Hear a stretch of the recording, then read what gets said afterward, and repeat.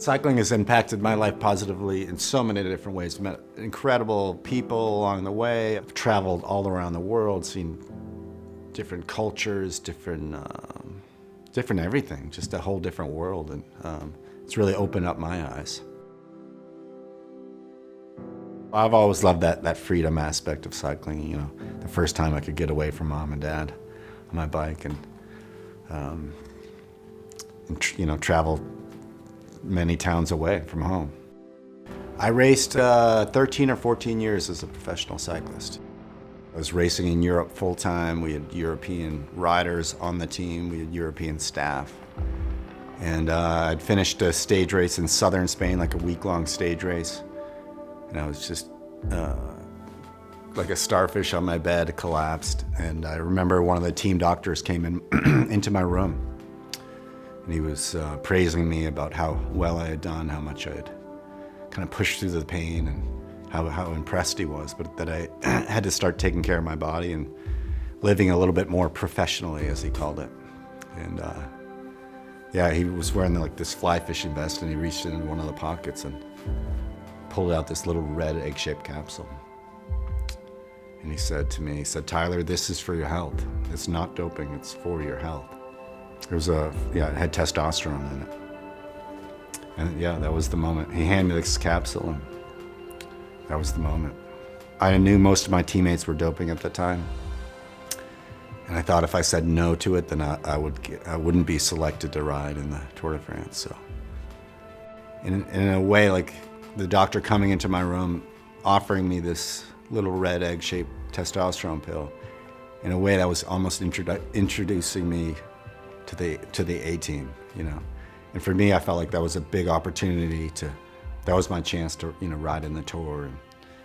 And it showed that they had faith in me, and that they thought I had a future in the sport. So yeah, I made that decision. And I didn't really think about it too much. I just knew he was a well-respected doctor that had worked with big champions over the years, and that, I should listen to him. And I knew it was wrong from the moment I put it in my mouth, for sure. But I also thought that, that I had to look the other way. And this is my opportunity. Everybody else was doing it, so I kind of had to just join the club and just not think so much about it. In the future, after that little red testosterone pill led to other things.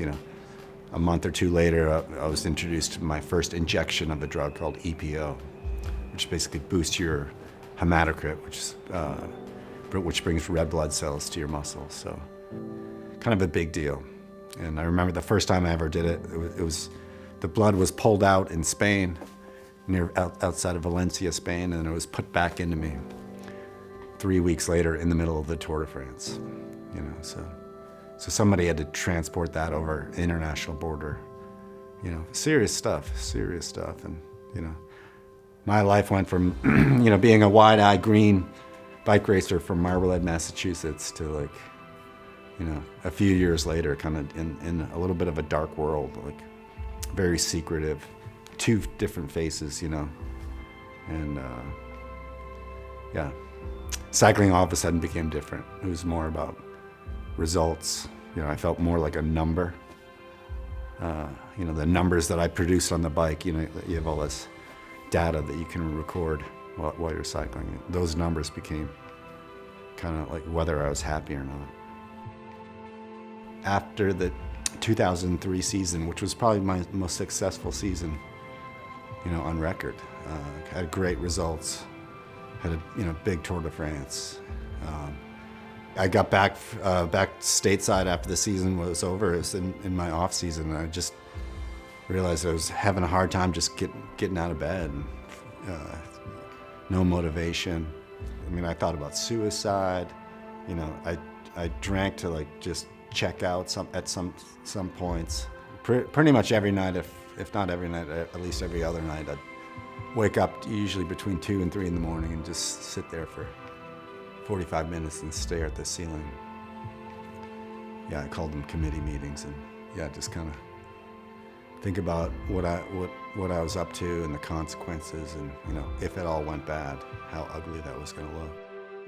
In 2004, I was in the middle of the Tour de France. I did a transfusion. I'd given blood, weeks before, and it was getting reinfused back into me.